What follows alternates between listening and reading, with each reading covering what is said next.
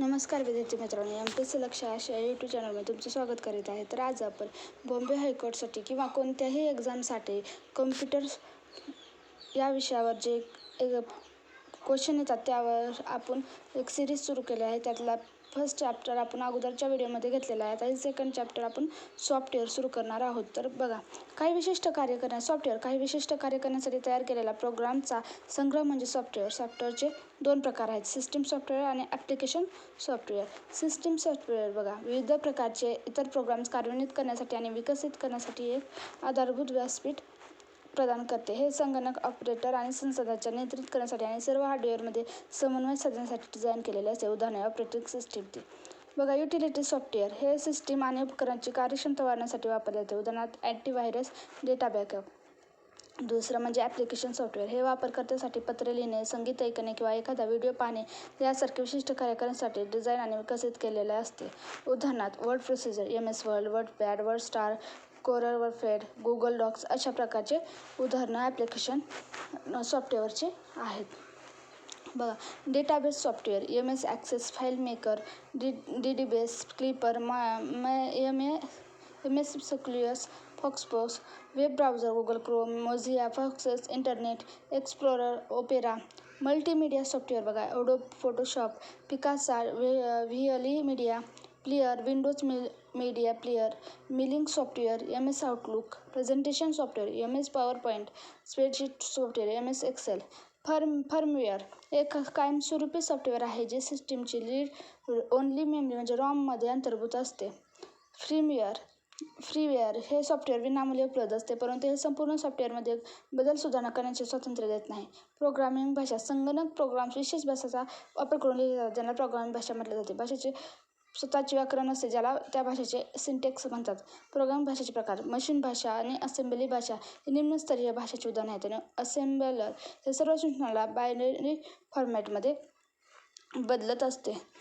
Assembler हे binary format म्हणजे असते. सर्व सूचना शेवटी बायनरी स्वरूपात रूपांतरित करणे आवश्यक असते. म्हणून सर्वोच्च स्तरीय भाषेचे स्वतःचे भाषांतर प्रोग्राम असतात, ज्यांना कंपायलर किंवा इंटरप्रेटर म्हटले जाते. उच्च स्तरीय भाषा बघा कोणत्या आहेत, C++, जावा, फॉर्ट्रन, FORTRAN अशा प्रकारच्या उच्चस्तरीय भाषा आहेत. ऑपरेटिंग सिस्टीम बघा, हे एक सिस्टम सॉफ्टवेअर आहे. याला रिसोर्स कंट्रोलर म्हणून ओळखले जाते. हे वापरकर्ता आणि हार्डवेअर यांच्यात इंटरफेस म्हणून काम करते. ऑपरेटिंग सिस्टीमची कार्य बघा, प्रक्रिया व्यवस्थापन, मेमरी व्यवस्थापन, फाईल व्यवस्थापन, डिव्हाइस व्यवस्थापन, सुरक्षा, कमांड इंटरप्रेशन, मेसेजिंग सर्व्हिस, त्रुटी ओळखणे अशा प्रकारचे कार्य यामार्फत केले जाते. बघा, विंडोज कीबोर्डसाठी काही शॉर्टकट्स आहेत, ते आपल्याला एक्झाममध्ये विचारलं जातं. बघा, window key plus print screen म्हणजे स्क्रीनशॉट घेण्यासाठी वापरतात. Window key plus freeze break system configuration उघडण्यासाठी याचा वापर केला जातो. बघा, window key plus E my computer file explorer उघडण्यासाठी.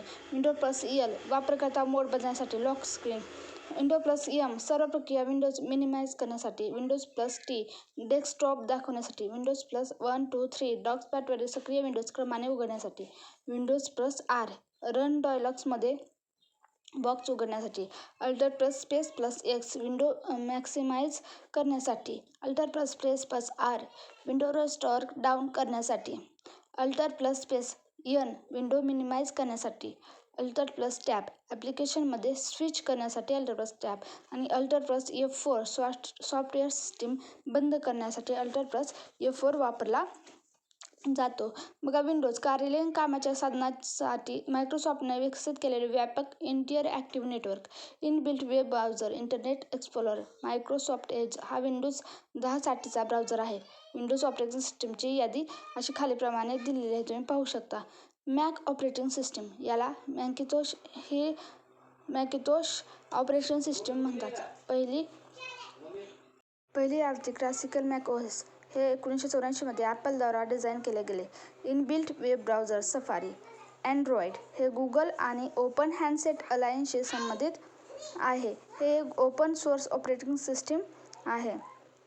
बघा, लिनक्स हे एक ओपन सोर्स ऑपरेटिंग सिस्टीम आहे. हे अत्यंत सुरक्षित ऑपरेटिंग सिस्टीम मानले जाते. युनिक्स याचे जुने नाव युनिक्स, युनिप्लेक्स इन्फॉर्मेशन आणि कम्प्युटिंग सिस्टीम आहे. उदाहरणार्थ मायक्रोसॉफ्ट, ओरेकल, सोलिडस इत्यादी. ऑपरेटिंग सिस्टीमचे प्रकार.